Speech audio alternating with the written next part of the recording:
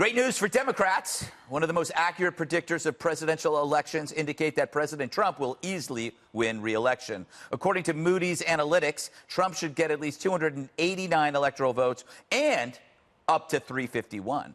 Its projections are based on how voters feel about their finances, prospects for employment, which are awesome, and stock market gains, which are great.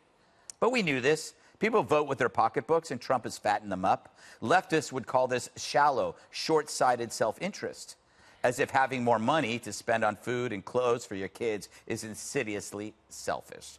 But it's this great economy that explains the orchestrated drama driven by an angry media and its protected class, the Democrats. The better the country does, the crazier they become. Talk about cause and effect.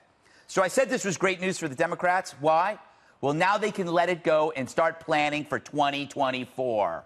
You can stop hammering Trump's personality and instead find coherent, hopeful, positive systems that tackle real problems. And now that Trump has the big things running fine, he could focus on other stuff that could have lasting benefits, too. A climate plan that puts nuclear front and center, a strategy that helps the mentally ill off the streets, and a plan to end rampant homelessness. Of course, for these things to happen, he's going to need help. What are the chances the Dems might stop chasing fake problems and help solve real ones? Well, we can dream. So, Martha, I think the theory for this is that no one takes risks on an economy that's flowing smoothly. You don't, decide you're going to put Bernie in, if this thing's going great. I mean, when you look historically, there have only been two presidents in recent history who have been able to unseat a sitting president. And who are they? You know, two of the biggest superstars in political history, Bill Clinton and Ronald Reagan. Yeah. So you look at that stage and you ask yourself, is there somebody who has that kind of star power, that kind of vision? And both of them, what they won on was just like a super uplifting new vision for America. And I think that's one of the things that's really missing from these Democratic debates is that sort of, uplifting image. Marianne Williamson, and they totally... She's on my show tonight. I'm so happy can you tell her hello? I sure will. Yeah, I think we have a special connection. She says there's no way I'm dropping out after I saw what I saw on that stage the other night. Yeah. She's above all of that. And she's looking down at them and going, those fools. Jesse, I'm losing my train of thought here because I'm talking about... You're going to be hanging out in the green room. Do you notice the stronger our economy gets, the more intense the Dems' hatred is for Trump? I have such a great statistic that I cannot wait to share with America. Are you guys ready for this? Yeah. Average household income for middle-class families, 8 years under President Bush, went up $400. 8 years under Barack Obama went up $1,000. In just 2.5 years under President Trump, average middle-class family income has gone up $5,000 in 2.5 years. And when you add the tax cut to that, it's $6,000. That is a $6,000 raise for average families in 2.5 years. They had never seen that cut of income boost in, I don't know, maybe the last 20. So when you add that to the fact that you have an economy producing a lot of jobs, low unemployment, stock market up 34%, crime is down, household prices are up.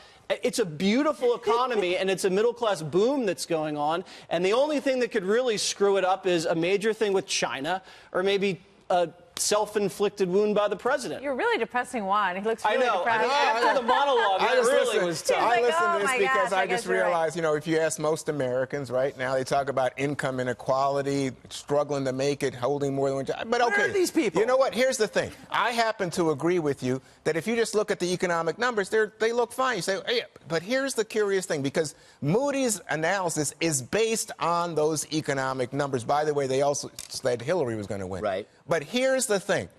Most Americans can see the economy doing what, if you believe Jesse, you push. Believe me, if the middle class felt the way you did, why is it, and this is the point, why is it that, in fact, President Trump's never reached 50% approval? Because you don't have to like your boss. I see. You don't have to like your boss. In other words, most Americans say they're not going to vote to re-elect Trump. So in other words, Moody's is based on a model in which they have a normal president. This guy is not a normal. You heard Greg. He's not a normal president. He is abnormal. He's not everybody a knows normal that. president. There's a political model in the analysis as well. It's not just economic. No, it's No, almost look at all the economic. statistics, And Juan. here's the Let me get thing. him. Can I get Emily? Do you know what his average is right now in Real Clear Politics? When you say polls all the time, it's meaningless. Oh, wait a minute. You were just citing a poll. These are not polls. Oh, my Those God. were facts. Juan. Those were facts. Emily, I want to hear you explain why this is so important to America. No pressure. In my opinion, it's because this illustrates what is fundamental to voters, which is economic security. It's being able to provide for your families, right? So everything that the Democratic candidates have been talking about, it's relevant. All those issues are relevant, sure, but they're missing the mark. And we saw that especially coming from CNN, who led with a question of impeachment and never asked an independent question on jobs or the economy. But at the end of the day, what people are doing when they're sitting around their dinner tables is caring about their job security and where their paychecks are going to come from and whether they can count on it. And I think that there was a caveat in that model also about voter turnout.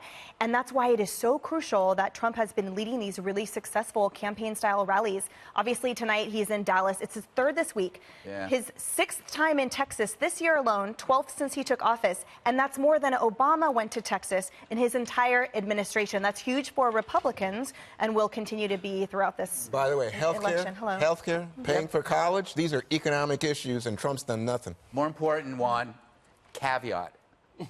Caveat? Caveat. Caveat. Caviar. Caviar. Caviar.